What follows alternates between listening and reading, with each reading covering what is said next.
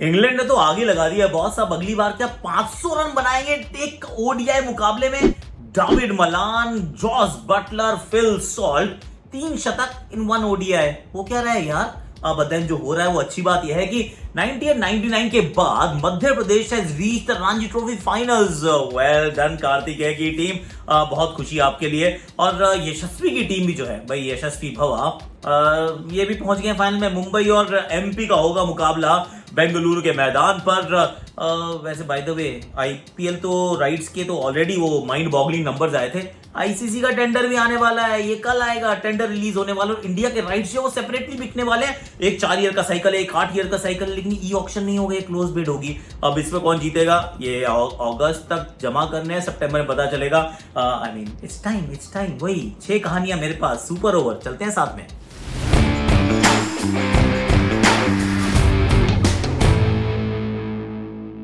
Exchange 22 presents super over में आप सभी का हाथ जोड़ के स्वागत है। एक्सचेंज 22 स्पोर्ट्स का स्टॉक मार्केट, बड़े जिगर वाले यहीं मिलते हैं। और बाय द वे ये जो टी शर्ट है ना, ये जब आपको कॉइन्स मिलते हैं, या आप एक्सचेंज 22 पे भी आप कॉइन्स के बदले इन टी शर्ट्स को ले सकते हैं। My range, my merchandise is also available on Exchange 22 का शॉप, तो do check it out, link is in description. पर अब एक एक करके हम आगे की तरफ बढ़ने का प्रयास करते हैं। करेक्ट। सबसे पहले तो इंग्लैंड की बात कर लेते हैं भाई। वर्ल्ड रिकॉर्ड ही तोड़ दिया। पता है कितने रन बनाए? 499 सेट किया था, 498 रन बनाए। 498 रन अगर आप पहले बैटिंग करते हो बना देते हैं। नेदरलैंड ने टॉस जीत के गेंदबाजी का फैसला किया था। क्यों किया था? बहुत पिटाई की भाई, शुरू से पिटाई करते रहे। आई मीन क्या है यार। जो 3 फास्टेस्ट सेंचुरीज हैं ओडीआई क्रिकेट, उनमें से 2 जो है वो जॉस ने मारी हैं। जॉस अलग अंदाज में खेल रहे हैं। जब तक फिल सॉल्ट खेल रहे थे, साथ में थे डेविड मलान, लग रहा था कि रन बनेंगे, हो सकता है 300, 350, 450, पर जो जॉस बटलर ने बैटिंग की है वो अलग ही अंदाज में, वो मतलब दूसरे यूनिवर्स में चल रहे हैं। तो उन्होंने इतनी पिटाई की कि बाद में लियम लिविंगस्टन की भी जो पिटाई थी उसके चलते 498 रन। वाह। और उन्होंने कहा है कि 500 is not too far, we'll make it. ये इंग्लैंड की टीम ना, ये थोड़ा गुंडागर्दी कर रही है यार। ऐसे मत करो भाई, प्लीज ऐसा ना करो। बहुत पिटाई की। It was just incredible. Madhya Pradesh अपना पहला रणजी ट्रॉफी फाइनल खेलने के लिए पहुंच चुके हैं। 98-99 से हम बात करें, it's been a long wait. मतलब इतने लंबे समय के बाद 98-99, बहुत लंबे समय के बाद मध्य प्रदेश यहां तक पहुंची है। और बड़ा इंटरेस्टिंग था कि ये बंगाल को हराना था। ये बंगाल को हरा के पहुंच सकते हैं। अपनी मनोज तिवारी साहब की टीम अच्छा खेली, बस ही इज गुड एक्चुअली। ये सब लग रहा था कि अब तो पॉलिटिक्स ज्वाइन कर ली मनोज तिवारी, क्या करेंगे। उन्होंने कहा no worries, politicians tend to do well in cricket, he is done well as well. ये वैसे इंटरेस्टिंग है कि 174 रन से हराया इन्होंने बंगाल की टीम को। मुझे लग रहा था Bengal might just be the favourites. MP ने सेट किया था टारगेट ऑफ 350 रन्स, लेकिन कार्तिकेय अच्छी बॉल डालते हैं यार, ही इज गुड। स्लो फेंकते ना हवा में, 5 विकेट इन्होंने चटकाए 67 रन देकर, और 175 पर सिमट गई बंगाल की पूरी टीम। सेमीफाइनल तक पहुंचे Bengal, so they have had a good season. और let's also spare a thought यार, ये इजी नहीं था सीजन, क्योंकि ये 2 भागों में हुआ है। आप लीग फेज कभी खेलते हैं, बीच में आईपीएल आ जाती है, उसके बाद आप रणजी ट्रॉफी के नॉकआउट्स खेलते हैं। It's not easy, of course difficult times है, कोविड टाइम्स है, रणजी हो रही है, हम तो इस बात से खुश हो जाते हैं, पर प्लेयर्स के लिए तैयारी करने का समय बहुत कम था। तो जो टीम्स पहुंची हैं उसके लिए I am very very happy. अब एमपी खेलेगी किसके साथ, दैट्स माय थर्ड स्टोरी। यशस्वी भवा भाई, इनके चलते टीम पहुंच गई है फाइनल तक। Mumbai one more Ranji final, they will be up against MP. Of course they will start as strong favourites.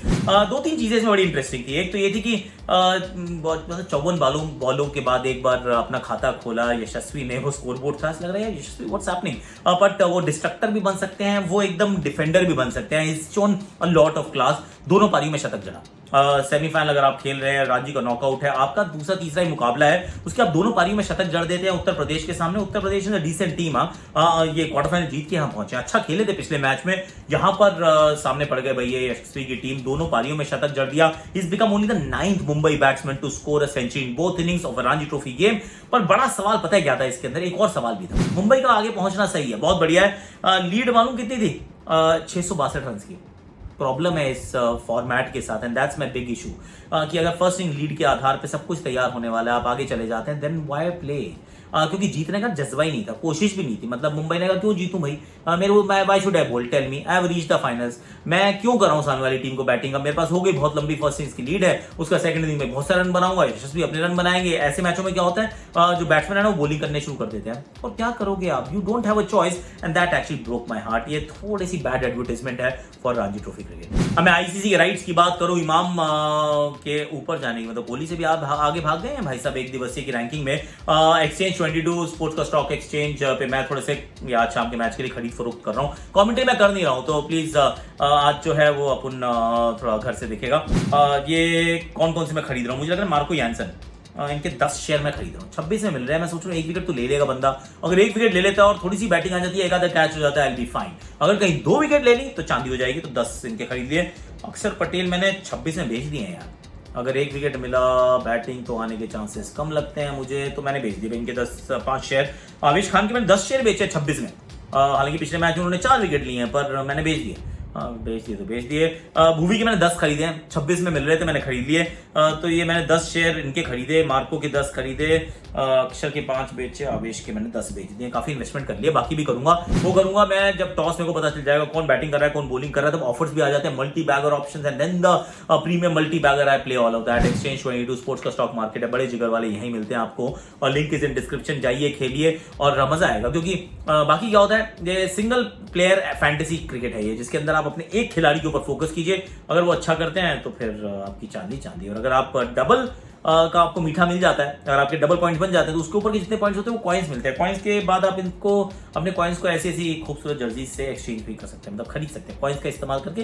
You can by this merchandise, the link is in description. ICC के media rights की बात आ गई है भाई साहब, कल tender आ जाएगा और इंडिया के राइट्स कुछ अलग तरीके से बिकेंगे, अमूमन नहीं होता था, रीजन वाइज बांट दिया गया है। पहले ग्लोबल टेंडर आता था, एक कंपनी खरीदती थी, उसके बाद वो लीज आउट करते थे। ये स्टार के पास एग्जिस्टिंग जो राइट्स हैं, 8 साल का साइकिल 2015 में शुरू हुआ था, 2023 तक इन्हीं के पास रहने वाला है, डिज्नी स्टार के पास है, पर इसके बाद फिर कहानी बदलाव आने के गुंजाइश है। क्यों? क्योंकि हालांकि ये डिजिटल और टीवी अलग नहीं बेच रहे, और दूसरा ये ई ऑक्शन नहीं कर रहे, ये क्लोज बिड होने वाली है। आईसीसी के जो राइट्स हैं, ये अभी बिड जो है इनवाइट की जाएगी, अगस्त के अंदर आपको उनको सबमिट करना होगा, सितंबर में आपके पास नया ब्रॉडकास्टर होगा, हो सकता है वो स्टार दोबारा हो, उनके पास फिर दोबारा टीवी के राइट्स हो। इस बार तो टीवी और डिजिटल दोनों ही राइट्स होने वाले हैं, पर वो भारत सब कॉन्टिनेंट के लिए हैं, क्योंकि विश्व भर के जो राइट्स हैं वो अलग अलग रीजन्स के हिसाब से बिक रहे हैं। So they have also become very smart and then everybody wants to make more money, right. और 2 पैकेजेस हैं, एक 4 साल का पैकेज है, एक 8 साल का पैकेज है, उसके अंदर अगेन आपको क्लोज बिड डालनी है। ब्रॉडकास्टर कह रहे हैं हम क्यों खरीदे 8 साल यार, मतलब I don't want to invest 8 years,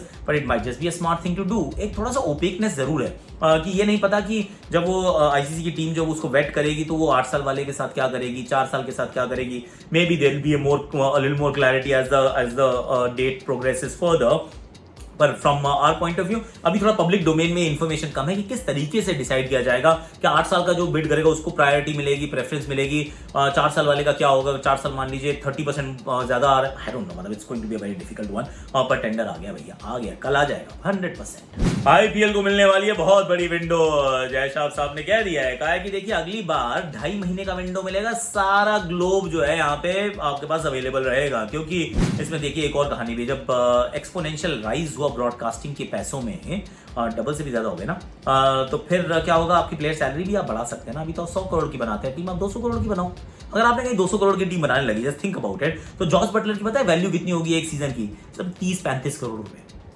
35 crore रुपए अगर जॉस बटलर को मिलेंगे सिर्फ 2 महीने, 2.5 महीने, 3 महीने क्रिकेट खेलने के लिए, और भाई फिर इंग्लैंड कोई भी पैसे देता रहे, every player will be making a beeline to play the IPL. तो फिर वो मिचेल स्टार्क भी शायद आपको दोबारा नजर आए, फिर आपको कोई भी मिस करता हुआ नजर नहीं आएगा। बेन स्टोक्स भी हो सकता, आ सकते हो, कि इट्स जस्ट एस्ट्रोनॉमिकल नंबर कि एक सीजन के लिए किसी को 30-35 करोड़ मिल सकते हैं।